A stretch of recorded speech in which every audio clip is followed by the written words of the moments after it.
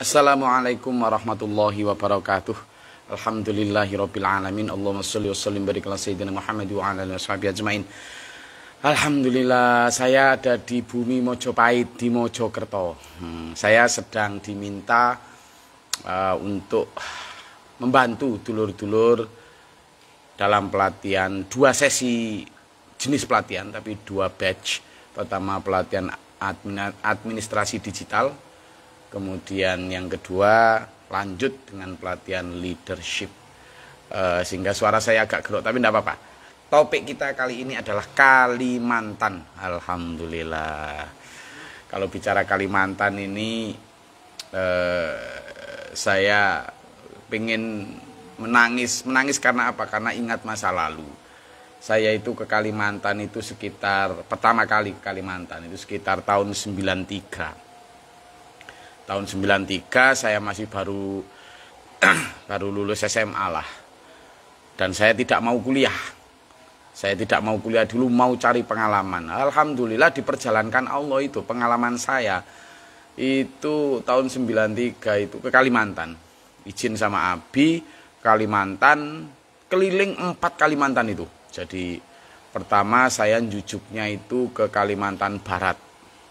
Jadi saya turun di Pontianak, waktu itu masih naik kapal dari Semarang. Naik kapal Sirimau atau apa gitu ya. Dari Semarang turun Pontianak, setelah dari Pontianak saya kemudian lanjut ke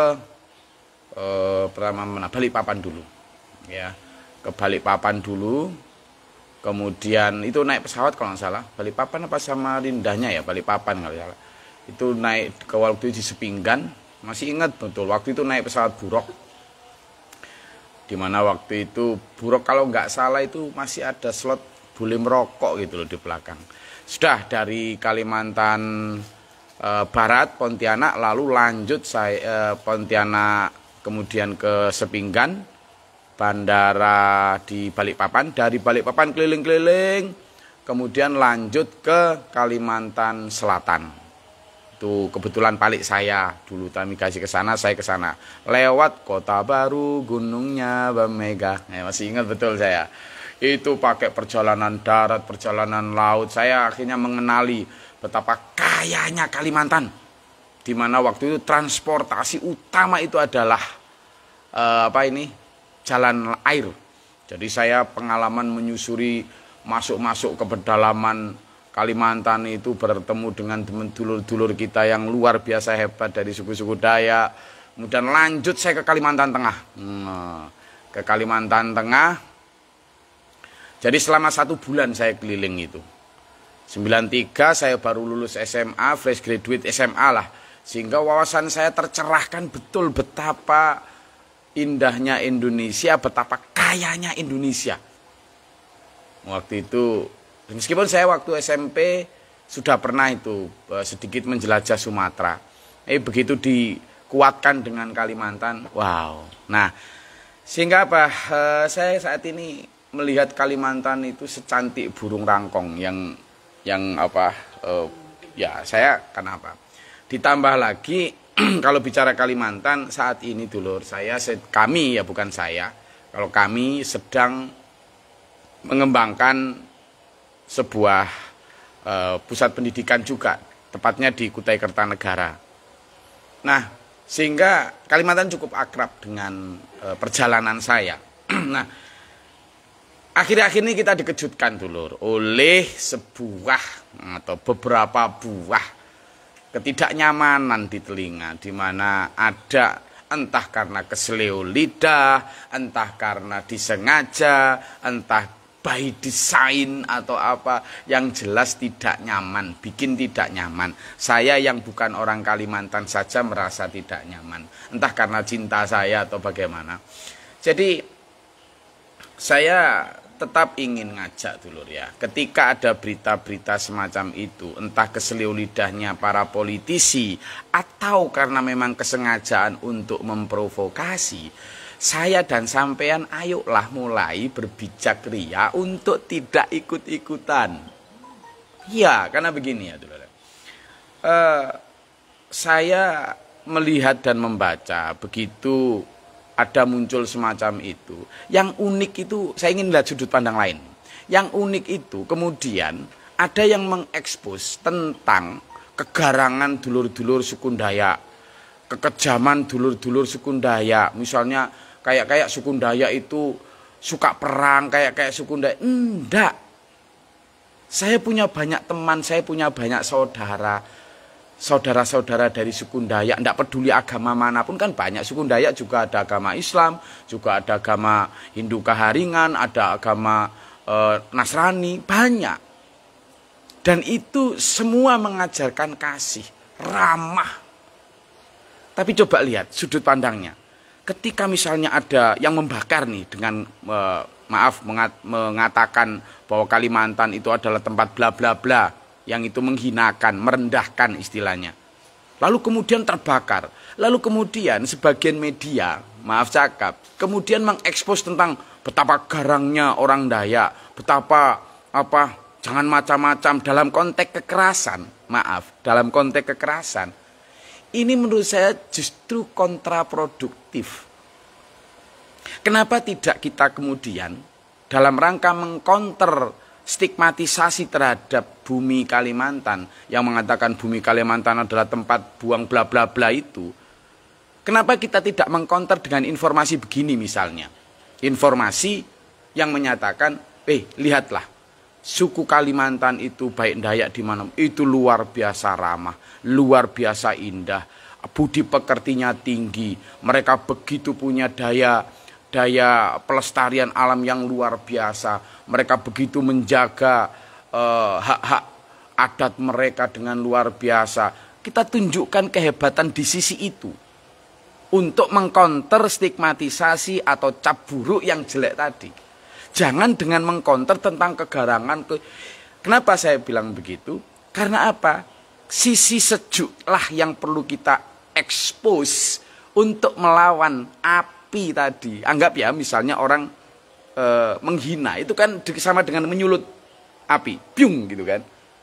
Loh, kita harusnya membalasnya itu dengan menampilkan sisi sejuk, sisi indah, sisi peacefulnya Kalimantan. Gitu. Lah kalau ini kemudian yang diekspos adalah tentang pedangnya, parangnya dan lain sebagainya, ada aksi akan ada reaksi. Gitu. Sehingga apa? Ini hanya tentang bagaimana how to respond, bagaimana atau how to react, bagaimana kita mereaksi itu. Nah, kaitannya itu dulu. Jadi saya lebih setuju kalau kita ini mengekspos tentang bagaimana dulur-dulur Kalimantan yang sangat toleran, bagaimana dulur-dulur Kalimantan terutama suku Dayak yang aslinya begitu welcome terhadap para pendatang. Ingat, program transmigrasi ya ke Kalimantan itu sudah sejak awal-awal pemerintahan Orde Baru. Dan luar biasa banyak dulur-dulur pendatang dari kampung manapun, entah dari pulau manapun, dari suku manapun yang alhamdulillah berhasil dan sukses di Kalimantan. Dan dulur-dulur Kalimantan welcome. Itu. Nah, kenapa itu tidak yang diekspos? Ya kan? Kenapa yang diekspos kemudian oleh media ini? Bukan salah dulur-dulur Dayak, oleh media dan oleh kita-kita. Dengan mengekspos sesuatu yang sifatnya itu kekerasan, keganasan, kesangaran. Kenapa itu gitu? Karena kalau itu yang diekspos semua orang juga punya, akhirnya tumbuh reaksi lagi. Nanti suku satu merasa, wah tak belai suku satu. Akhirnya muncul, wah kurang apa? Kalau kekebalan akan dilawan, saya juga kebal. Waduh, nah ini jangan-jangan ada yang suka kepingin sedang memantik itu gitu. Nah kita jangan mau. Kita harus cerdas. Kenapa? Saya melihat kalau kita tidak pintar dulur, ini nanti kita akan terjebak itu. Entah ya, misalnya kalau kita nggak mewakili kedamaian, si oknum yang menghina atau mengatakan entah keselio lidah atau apa tentang Kalimantan tadi, itu tidak mewakili ras agama apapun. Dia adalah oknum. Maka harusnya kita juga lebih cerdas melihatnya dia oknum, selesai. Oknum. Ketika kita melihatnya oknum, kita tidak akan kemudian terseret oleh by design atau oleh siapa, enggak. Karena apa? Kaltim itu kaya. kaya SDA, sumber daya alam atau natural resources, juga kaya akan human resources, kaya juga akan apa? Cultural resources atau budaya. Dan yang paling sekarang itu adalah kaya sumber daya alam. Sehingga karena kaya sumber daya alam juga kaya akan kepentingan yang masuk. Nah, ini yang harus kita pahami dulu. Kita sebagai publik ya, apalagi sebagai netizen, harus mendidik diri kita sendirilah. Jangan gampang, ayolah be smart people. Jadi orang yang cerdas lah dalam melihat itu, terutama kritis. Nah, kenapa? Karena gini, kita ini harus konsisten ya, melihat pola. Kemarin sebelum isu Kalimantan ini, coba lihat, ada Makassar, ya kan? Makassar sempat itu ada yang mencoba memancing-mancing dengan menghina-hina Makassar dan lain sebagainya. Padahal orang-orang Makassar juga begitu, baik, toleran. Indonesia pokoknya begitulah. Sebelum itu kita juga dihebohkan dengan Sunda, ya kan? Ada yang terpancing, loh, ada apa ini? Habis dari Sunda, kemudian ke Makassar, kemudian Kalimantan, ada apa ini? Nah, kalau kemudian teksik manas, nyala, teksik nyala. Yang tepuk tangan siapa? Yang tepuk tangan siapa? Saya, kalau melihat konsep itu, saya ingin langsung konsisten untuk melihat dari kacamata Quran. Oh iya, kita itu sudah dikatakan, a'udzubillahi minasyaitonirrajim. Alam a'hadi ilaikum ya bani Adam, kata Allah. Bukankah sudah aku ingatkan kalian wahai anak cucu Adam. Kalau bilang anak cucu Adam berarti Allah sedang mengingatkan apa? Gak peduli kamu suku Dayak, suku Bugis, suku Jawa, suku Lampung, suku Batak, suku Bali, suku apapun, kamu anak cucu Adam. One roots, satu akar. Kata Allah, sudah ku peringatkan kau wahai anak cucu Adam. Allah ta'budu syaitan innahu lakum aduwwum mubin. Jangan ikuti langkah-langkah setan. Dia itu musuhmu yang nyata. Kita berkali-kali dibilang gitu. Musuhnya ada di sini. Yang bikin panas, bikin keselio lidah, bikin menghina. Lalu ada aksi, kemudian ada reaksi. Kemudian bakar, marah, lebar, yang tepuk tangan siapa? Setan. Gus, tapi setan dalam bentuk manusia. Manusia yang diperalat setan untuk memperalat dulur yang lain, dia juga korban. Korban setan. Gitu loh, dulur. Makanya berkali-kali. Kenapa? Karena gini. Kenapa saya bilang meskipun ada provokator yang berupa manusia, dia juga tetap korban. Karena ketika ada api membakar biung, saling, ini lihat aku, kebal, satunya kebal, kemudian tempur, kebal, saling kebal. Itu kan yang dulu, sejak dulu Indonesia punya satu prinsip, menang jadi arang, kalah jadi abu.